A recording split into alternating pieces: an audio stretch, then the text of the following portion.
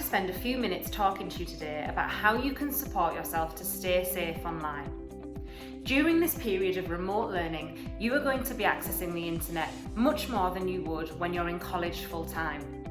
This might be because teachers have asked you to research information for a task, or you need to access the internet to find additional information.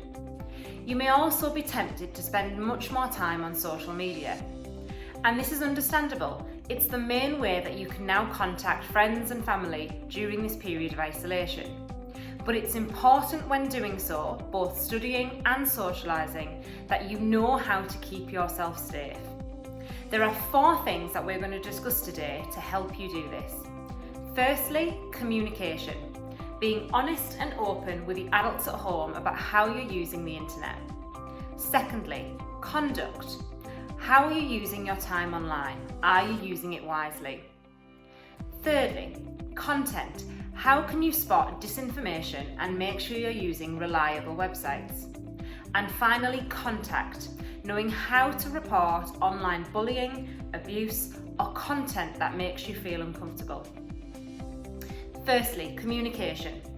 Some of you may already talk openly and honestly to the adults at home about what you do online, what websites you view, who you talk to on social media. But for some of you, this may feel uncomfortable. It's important, however, that you're open and honest with the adults at home, and don't be surprised if they ask you questions about what you're doing online. The easiest way to communicate with the adults at home is to talk to them about what tasks you're going to be doing that day, or in a conversation at the beginning of the week when you plan and prepare for the week ahead. Also talk to them about how you're using social media. Who are you talking to? When are you talking to them, and how long for? Secondly, content. When you're looking for information online, you need to be aware of the following things. Are you being asked to provide personal information over the internet? Never give others personal information such as where you live, details about your day or your plans, or bank account information. Make sure your own content is private. Check the privacy settings on social media and make sure they are secure and only available to people who you want to see them. If you don't know how to do this, ask an adult or visit the Internet Matters website where there are easy how-to guides. You need to tell whether the information is correct or reliable. When you go to a website, look for the padlock on the toolbar. This indicates it's a secure website. Look at the information, check that it's professional and without obvious mistakes. And also try to use websites that are reputable, such as BBC Bitesize. Is the information affected by bias?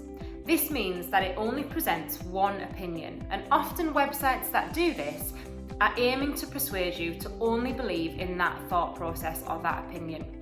It's important that when you look at a subject, you use a range of views and a range of websites or sources to support your answer or argument. Conduct. It's important to reflect about your online conduct yourself. You need to think about 2 things. Are you affecting the reputation of yourself, or indeed the reputation of college, by what you post online? Think about what you post and what you engage in. Who do you like? Who do you follow? What sites do you go on? What images do you share? What does it say about you? Are you being kind and encouraging to others, or using harmful words and language? What you post now is your digital footprint. This can affect you personally and professionally, both now and in the future.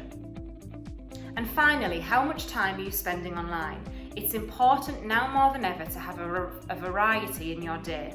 Spending time studying, socialising, resting, exercising are all important to make sure you don't spend the majority of your time online. And finally, contact. If you're worried about something you've seen, been sent, or have experienced online, you must share this information. Tell an adult at home, talk to them about it and show them. But you also need to understand how you can report a website or activity that makes you feel uncomfortable or is inappropriate. And you can do this by pressing the COP button. This is always available on social media, but you can also report websites, and social media content by visiting the CEOP website.